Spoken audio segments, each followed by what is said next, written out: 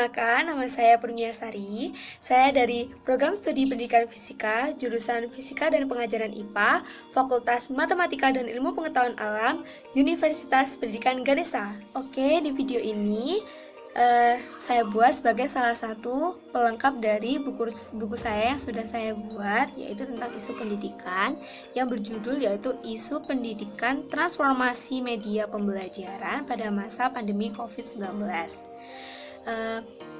Pada tugas ini sebagai salah satu pemenuhan tugas akhir, yaitu tugas mata kuliah wawasan pendidikan. Berikut adalah tampilan dari bukunya.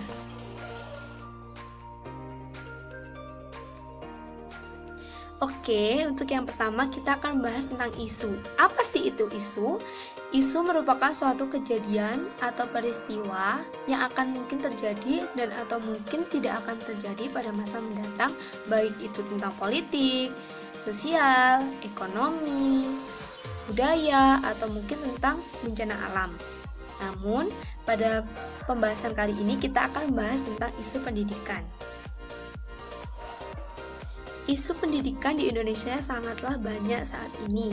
Namun, pada kali ini saya mengambil salah satu isu yang sudah saya dapatkan dari sumber liputan6.com Jakarta, opini oleh Maria Fitria, SOS, MSI, yaitu dosen sekaligus Ketua Program Studi Sains Komunikasi Universitas Juanda Bogor, yaitu tentang isu transformasi media pembelajaran pada masa pandemi COVID-19. Pada tahun 2020 ini, Indonesia tengah dilanda oleh pandemi virus, yaitu virus corona atau yang biasa disebut dengan COVID-19. COVID-19 ini sudah menyebabkan suatu kematian dalam waktu yang singkat. Dalam pencegahannya, pemerintah sudah melakukan kebijakan demi kebijakan. Salah satunya yaitu isu yang sedang kita bahas saat ini, yaitu tentang transformasi media pembelajaran. Apa itu transformasi media pembelajaran? Transformasi artinya pengalihan media atau jadi transformasi media pembelajaran ini yaitu pengalihan media pembelajaran yang biasanya kita lakukan pembelajaran secara tatap muka, maka dan transformasi media pembelajaran ini diganti dengan media pembelajaran secara online atau yang biasa kita sebut dengan daring. Dari sumber liputan6.com yang sudah saya sebutkan tadi, yaitu tentang transformasi media pembelajaran, dalam berita tersebut menyatakan bahwa pendidikan memang harus tetaplah berjalan meskipun pada masa pandemi saat ini. Solusinya, pendidikan ditentukan atau dituntut mendesain media pembelajarannya sebagai inovasi dengan memanfaatkan media atau yang disebut dengan daring. Ini sesuai dengan Menteri Pendidikan dan Kebudayaan Republik Indonesia terkait Surat Edaran Nomor 4 Tahun 2020 tentang pelaksanaan kebijakan pendidikan dalam masa darurat, yaitu tentang COVID-19. Sistem pembelajarannya yang dilaksanakan melalui personal komputer atau PC di internet ataupun secara online melalui daring di HP. Pendidikan dapat melakukan pembelajaran bersama di waktu yang sama menggunakan grup di media atau WhatsApp, Telegram, Instagram, aplikasi seperti Zoom yang biasa kita lakukan sebagai media pembelajaran. Jadi yang biasanya kita tatap muka, biasanya kita tanya jawab secara tatap muka. Jadi ada pengalihan media pembelajaran yaitu secara online melalui alat komunikasi. Selain melalui media komunikasi, pemerintah juga menerapkan pembelajaran melalui media informasi. Hal ini dimaksudkan untuk memperlancar proses pembelajaran. Kementerian Pendidikan dan Kebudayaan yaitu Kemendikbud menginisiasi program belajar dari rumah yang ditayangkan di TVRI. Program belajar di rumah mulai ditayangkan di TVRI ini dimulai dari sejak tanggal 13 April 2020. Dimulai pada pukul 8 pagi. Pelaksanaan program ini merupakan kelanjutan dari langkah Kemendikbud yang menyediakan sarana yang bisa dipakai oleh para siswa atau siswi untuk melaksanakan belajar dari rumah selama pandemi COVID-19. Isu mengenai hal ini kembali hangat ketika diinformasikan bahwa akan ada transformasi media pembelajaran yang artinya tidak hanya pelajaran melalui handphone atau HP ataupun dari laptop, namun proses pelaksanaan melalui tentang program kampus seperti KKN, PPL, ataupun PKL, bahkan bimbingan skripsi juga akan dilakukan secara online. Hal ini karena ada peralihan media sebagai pemenuhan tugas sekolah ataupun kampus. Nah, dari isu tersebut tentu akan muncul suatu kritikan atau tanggapan dari masyarakat ataupun pelajar yang berkecimpung tentang pendidikan tersebut. Karena hal ini tentu akan berpengaruh dengan kehidupannya. Berikut adalah sumber yang saya dapatkan mengenai dua kritikan yang berbeda antara pro dan juga kontra mengenai isu tersebut.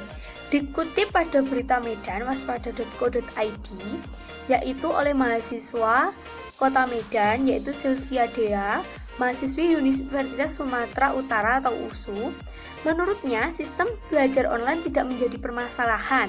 Hanya saja baginya, dengan kebiasaan sehari-hari belajar di USU yang selalu tatap muka dan diubah menjadi online, membuat ia pribadi agak sedikit bingung dan justru asing. Tetapi sejauh ini tidak masalah baginya, karena hal ini merupakan salah satu cara untuk mengantisipasi penyebaran virus corona. Jadi dari tanggapan tersebut, kita tahu bahwa ia berkritik atau beranggapan bahwa hal ini tidaklah menjadi masalah karena hal ini juga demi kebaikan dia sendiri dan juga masyarakat luas. Dengan sumber yang sama, terdapat tanggapan mengenai isu ini oleh seorang mahasiswa atau siswa di Yayasan Pendidikan Teknologi Teladan Medan yang bernama Lela mengaku sedih karena belajar di sekolah itu lebih menyenangkan dibandingkan belajar online.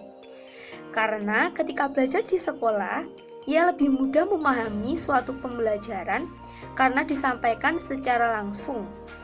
Walaupun belajar di sekolah hanya sebentar, ungkapnya. Jadi dari tanggapan tersebut, ia beranggapan bahwa keputusan pemerintah ini cukup tidaklah baik untuk sistem pembelajaran online. Dari tanggapan di atas menunjukkan siswa tersebut menganggap bahwa ia kurang setuju dengan adanya transformasi media pembelajaran di masa pandemi COVID-19. Dari sini, dua contoh tanggapan mengenai isu tersebut kita tahu tentu akan ada perbedaan tanggapan dari masyarakat.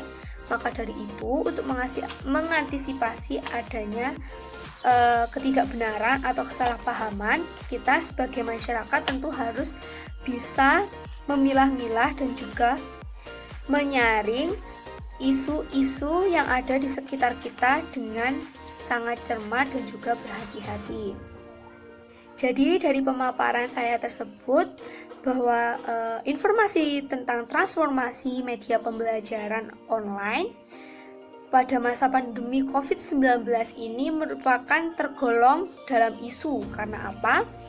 Karena yang kita tahu bahwa semua media pembelajaran memang dikaitkan secara online, namun pada yang kita lihat saat ini belum semuanya. Jadi saya titik beratkan belum semuanya.